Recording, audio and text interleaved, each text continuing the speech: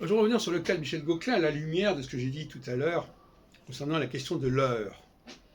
C'est vrai que je suis extrêmement sceptique sur la précision en astrologie, aussi bien la précision des données que la précision des prévisions.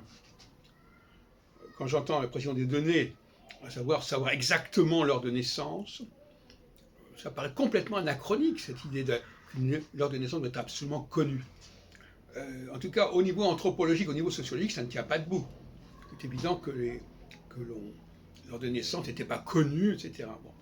Donc déjà, ça laisse un doute sur les travaux de Michel Gauquelin, pour dire les choses comme elles sont.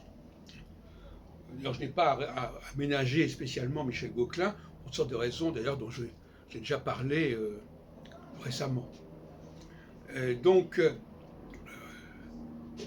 en plus, il nous a cédé des droits sur un bouquin qui était déjà paru, enfin bon, et qui était même sous un autre nom, et qui avait connu une autre édition en anglais, enfin c'est n'importe quoi. Et donc, je crois que Gauquelin a fourvoyé l'astrologie en l'envoyant vers une nécessité de précision. Il n'y a jamais eu autant de, je pense à Didier Gesselin, autant de ruer vers la précision, vers les actes d'état civil, etc., ce qui ne correspondait strictement à rien à une époque. Bon. Alors évidemment, il y a l'autre explication qui voudrait que tout ça se soit produit sans que les gens le sachent. C'est là une certaine théorie de la subconscience qui n'est pas la mienne. Voilà, c'est-à-dire que ça agit comme ça, on ne le sait pas, on n'en sait rien, mais ça agit. Donc une astrologie qui aurait agi sur notre humanité sans que nous le sachions, c'est comme si je disais qu'il y avait une constitution de la République qui existerait sans que nous le sachions. Ce qui n'est pas complètement faux, effectivement, il peut y avoir en effet aujourd'hui des phénomènes que nous ne connaissons pas. Mais à l'origine, il devait y avoir une cohérence. À l'origine, il devait y avoir une cohérence. Et de toute façon, les phénomènes dont je parle, moi, dans l'anthropocosmologie, ne sont pas des phénomènes qui relèvent d'une connaissance de l'heure de naissance, ni même du jour de naissance, ni même du mois de naissance, ni même de l'année de naissance. C'est un phénomène beaucoup plus global au niveau des périodes de 7 ans. Donc, cette idée de vouloir nous infliger la connaissance précise des données de naissance, qui serait le garant en plus de la précision de la prévision, c'est une plaisanterie. Hein.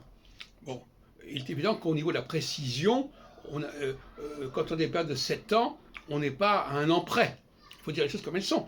L'astrologie n'oblige pas les gens comme ça, à être exactement à ce moment-là, dans telle et telle posture. Elle a une vision plus globale, de la même façon que le septennat laisse du temps pour que les choses se développent, pour que les choses prennent tournure. Hein. Ce n'est pas un gouvernement à la petite semaine, ou même à l'année. Or, quelque part, les astrologues laissent entendre que leur conception politique, c'est le gouvernement à l'année, sinon au jour, à l'année, au mois, etc. C'est un peu ce que pense Roger Eke, par exemple, dans son ACB. Et ça, cette astrologie-là, qui se veut individuelle, parce qu'effectivement, au niveau individuel, il y a des enjeux beaucoup plus à court terme, mais l'astrologie n'est pas à ce niveau-là. L'astrologie est au niveau collectif, au niveau politique. C'est à ce niveau-là qu'il faut la prendre, et André Barbeau l'avait bien compris, même s'il s'est fourvoyé dans les modèles qu'il a élaborés pour expliquer des choses, il l'a fait maladroitement, mais il avait donné la bonne direction.